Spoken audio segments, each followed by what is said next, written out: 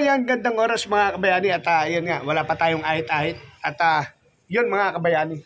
Etong vlog natin na to hindi natin sinasadya, di ba? Nagkataon to mga kabayani, nagkataon to. Akalain nyo, matagal na naming alam na ang tatay namin ay #1 fans ng Katniel, di ba? Alam na alam ng tatay ko kung ano ang kwento nila. At mamaya, i-interviewin ko yung tatay ko kung ilang taon na siyang fan ng Katniel. Tsaka may mga gamit siya, alam ko. May niregalo pa nga yung, yung girlfriend ng anak ko. Sa kanya nataasa na Katniel. At alam nyo ba, gabi-gabi pinanonood yun ng tatay ko. Kaya siguro tong vlog na to ay magiging, parang magiging Marites. Marites total. Ako naman ang nagkabit ng Marites Street doon sa sa Bukana. Di ba? Siguro magmamarites muna tayo ngayon. Kukwento ko sa inyo yung sitwasyon kung bakit ang tatay ko naging fans ni Katniel. Ito hindi to sinasadya. Nagkataon lang to. Nagkataon lang to na masyadong click yung Katniel, yung pangyayari sa Katniel. Sabi nga nung isang napanood ko na si Andres Bonifacio daw nag-giveaway para sa Katniel. Biruin mo, ang araw ng yung kapanganakan ni Bonifacio, minob ng 28 para lang sa Katniel. Kasi nung November 30, doon nagdeklara. Di ba? Doon nagdeklara na hiwalay na ang Katniel. Kaya parang kita mo, ang tibay ng Katniel. Di ba? Ganun kalakas ang Katniel. Biruin mo, nag-giveaway si Andres Bonifacio. Di ba mga kabayani? Kaya, wala nang patumpik-tumpik pa mga kabayani. Simulan na natin ang vlog na natin. Bago natin simulan pala, magpapasalamat muna tayo sa lahat ng mga kuya at ate natin. Kuya Emmet, I love you. Kuya Darwin, I love you. Boss Jerry, I love you. Boss Tim Biker, I love you. At Boss Julius Mendez, I love you. At sa lahat ng mga tita natin, Tita Let Ramos Rogers, I love you. Tita Josephine, I love you po. At salamat po sa lahat ng ninong at ninang natin. Ninang May, Ninang Kay, Ninang Bella, at Ninang Maupan. At maraming salamat sa lahat ng mga ninong natin. Ninong DIY, di ba? Ninong Dante Moore. At ang dami natin ninong. Di ba? Ninong Eric Corpus. Ang dami natin naging ninong at ninang. At maraming salamat sa ninong natin. Ninong Jumper Sniper at Ninang Ann, I love you. At Tim, I love you. Kay Tim, I love you. At sa lahat ng Chonky, yan. Shoutout sa inyo. At shoutout sa Chonky, the original, I love you. Chong Luis, Tingin Body at Bidogski, I love you. At maraming salamat. Best friend, Boss Kanuto, I love you. Yan, best friend, I love you. Best friend Katuba, I love you sa iyo. Maraming salamat nga pala. At yun mga kabayani, pasalamat din tayo sa lahat ng grupo, sa Kalembang Boys ko. Yan, sa Kalembang Boys natin, sa Planet So Weird, sa Team Sako, Team Budol. Yan, maraming salamat sa inyong lahat. At sa Good Vibes Canada, maraming salamat. Team USA, maraming salamat sa inyo. At lalo na sa Team Pula, maraming salamat Team Pula. Boss Jesse Peñarejo, ayan, maraming salamat. Boss Fred ko, Simple Provinciano, I love you. Ma'am Mercy, I love you po. At sa lahat po ng Team Pula, at maraming salamat po sa inyong lahat. Boss Gado, yan, maraming salamat sa inyo. Sino pa ba? Ang dami nyo, I love you sa inyo. Ay, maraming salamat sa inyo.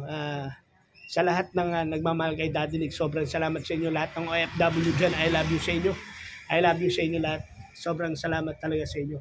At sa lahat ng ninang natin, kay Ninang Ilang-Ilang, kay Ninang Miss Japan, maraming salamat sa inyo. I love you. At muli, nagpapasalamat si Daddy TV. Simulan na natin ang vlog na ito.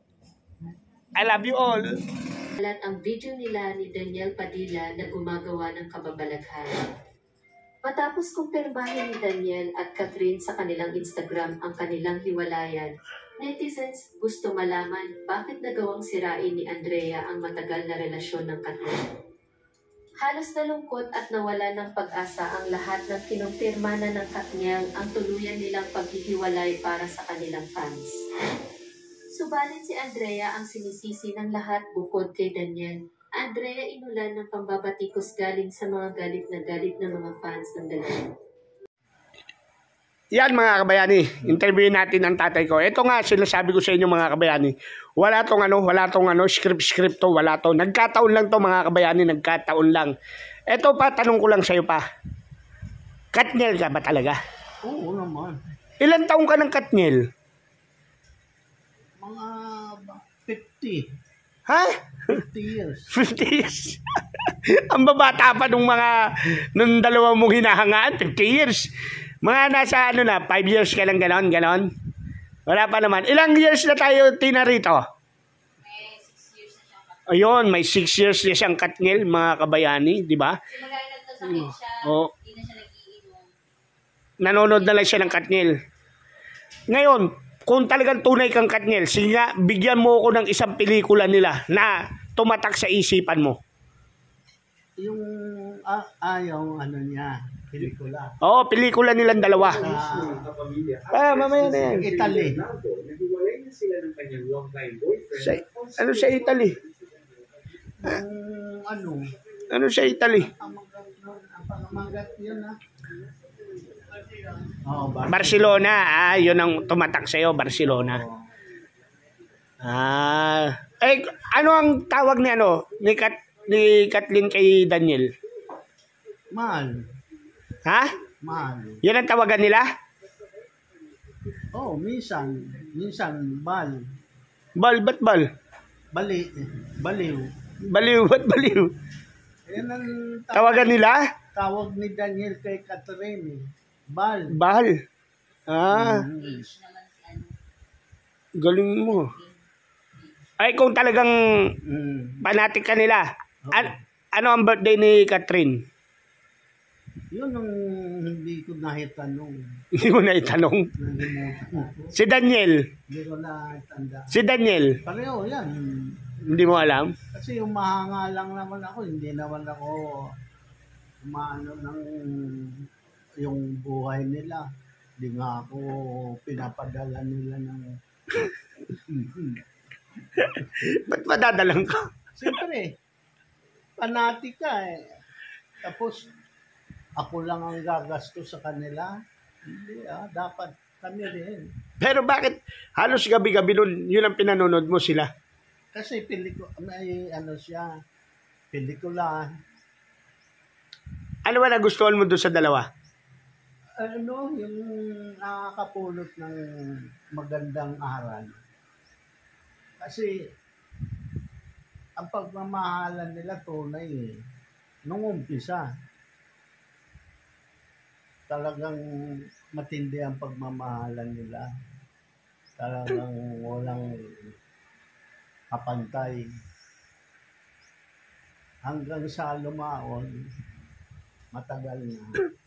Mayroon na silang pag-uusap na magpakasal eh. Itong si Catherine, ang umayaw. Kaya nagkaganyan niya si Daniel. Ako man lalaki. O talagang sayang naman itong pagkagandang lalaki ko. Ano sila? Alangan na ahangad ng katawan ko. Tapos ganyanin lang ako ni Catherine. Pinasasabik lang ako, magpapakasal kami, ayaw pa niya. Sa iba ako, humanap ng kaligayahan. Bali ganun ang pagkabasa mo ng sitwasyon. Basa ko na yan eh, yung kung paano mangyayari. Sa kanila? Oo, mula pa noon lang nagsasama yan, basa ko na hindi sila magkakatuluyan eh. Kasi yung babae, kung talagang gusto niyo yung lalaki, buntis na ngayon yan, dapat may anak na eh. 11 years, no? Oo, sa 11 years. Ang Katniel na mga original, mga 60 years na. Ang mga edad nila, 70, may 70 pa nga, tulad ko. Pag 70 na, diba? Kayo ang original talaga, no? Oo. Kayo matatanda, no? Tapos, ikaw man lalaki, gusto na mag-anak, magkaroon ng pamilya, pira na naman ni si Daniel eh. Ayaw pa ng babae. Ay, sino sisihin yan? Si Daniel? Hindi mo masisisi rin si Daniel. Si Catherine na may kasalanan yan. O kung nagpakasal yan, mayroon bang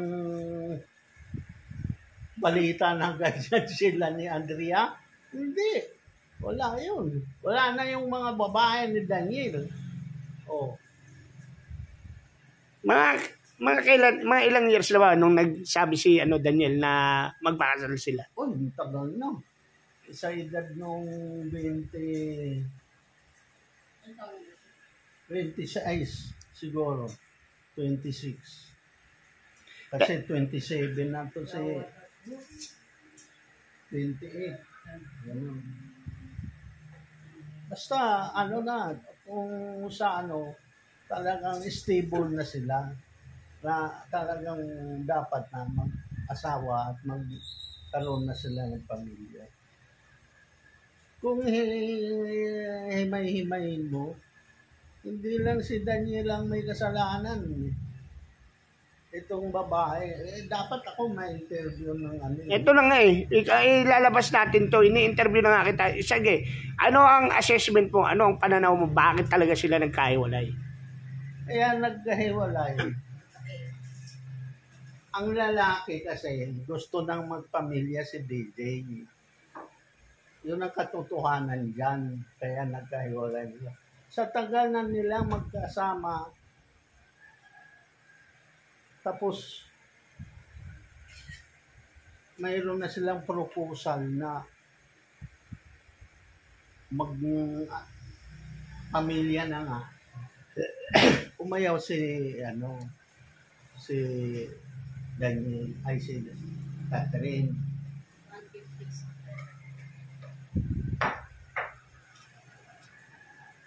Tapos, Noon, kwento mo yung mga nalalaman mo. Dahil alam mo may alam ko Dahil sinubaybayan mo yan sila Pero nung unang nalaman mong hiwalay sila, sa pakiramdam mo, totoo o hindi? totoo. Naramdaman mo ng totoong hiwalay Oo. sila? Noong pa, Noong mo pa? magkakahiwalay na sila. Kasi si Daniel talagang nahuhulog na sa mga ibang babae. Tinatrabaho ng mga babae kasi ang mga babae nasa paligid ni Daniel talagang gusto nang maangkin si Daniel. Inaakit na nila. Oo. Kaya nagkaganyan. Di ba? Oo. Tapos,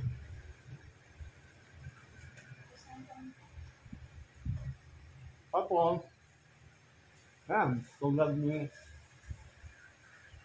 Andrea Bianchi. Nagsabi yan na patay na patay kay Daniel. Si Catherine, sinabi rin niya na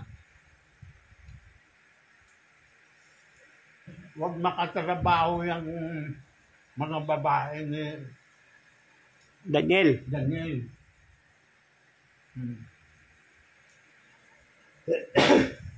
Anong gagawin niya? Mapipigil ba yung mga babae na humahanga kay Daniel? Ay kung nag-asawa na ba sila?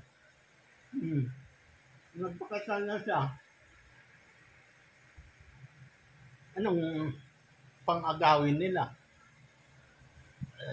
Di wala na sanang ganyang kwento. Wala nang kwento yan.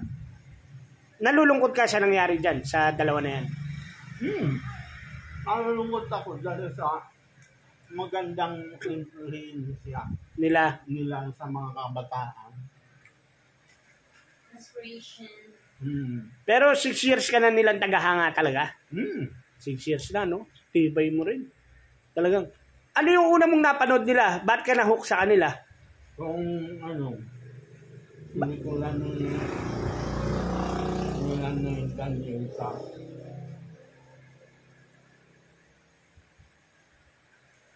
yung yung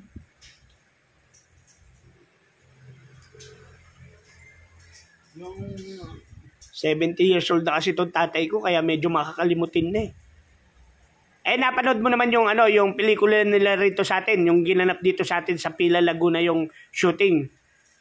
Yung tomboy si Catherine.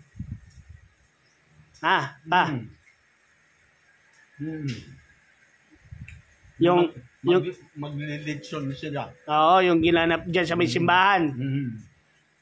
Napanood mo rin yun.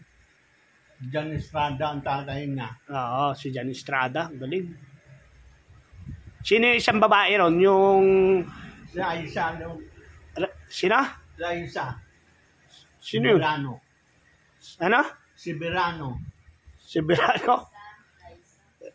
Liza. Si Berano. Ay, hindi pa sikat nun yun, no? Introduce pa lang. Ibig sabihin, ganun ka talaga katibay, no?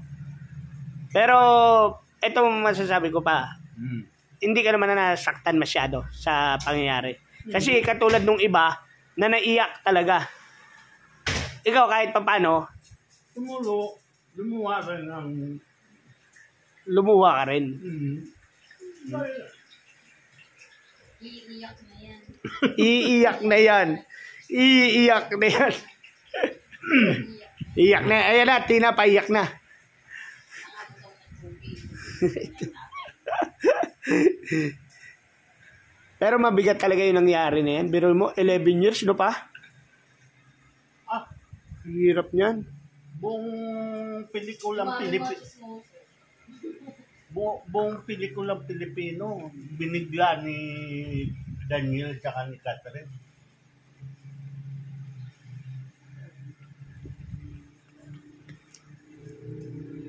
Sa pangyayari na yan, no?